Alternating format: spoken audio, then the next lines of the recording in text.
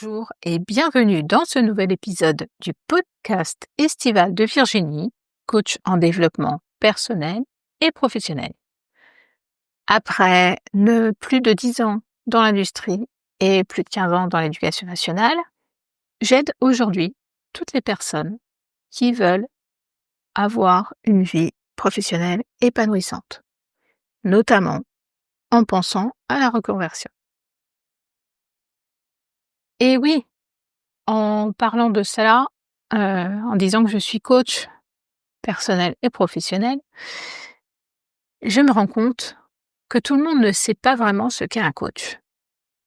En effet, quand on baigne dans un milieu, on finit par oublier que ce qui nous semble évident ne l'est pas pour tout le monde.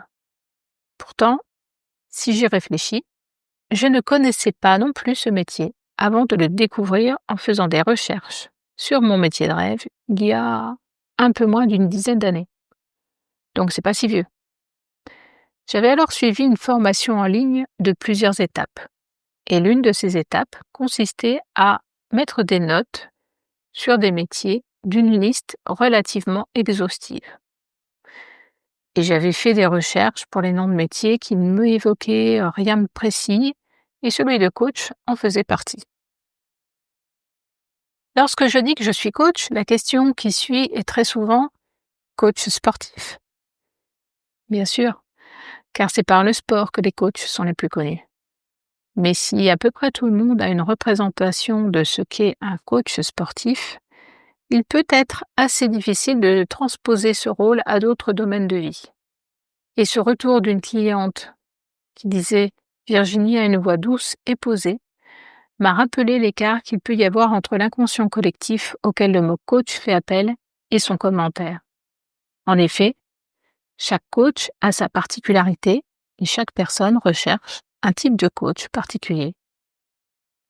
Si tu cherches un coach très dynamique qui t'encouragera avec des « Allez, go, go, go, go, on y va !» façon US Army, tu risques d'être déçu avec ma voix douce et posée. Et c'est bien à cela que servent les témoignages, les sessions découvertes, les newsletters, les podcasts, à découvrir à qui on a affaire. Et en ce qui me concerne, tu auras peut-être compris que je suis plus dans l'écoute, la reformulation, la présence, le questionnement, que dans les injonctions. Mais tout ceci n'étant que des mots, je t'encourage à venir tester de plus près l'intérêt d'une session de coaching en prenant rendez-vous grâce au lien qui se trouve en commentaire de cet épisode. Viens avec un vrai sujet, un challenge que tu n'arrives pas à relever seul, une difficulté de communication qui persiste malgré tes efforts répétés, un blocage que tu n'arrives pas à dépasser depuis un moment, et viens chercher ta ou tes réponses.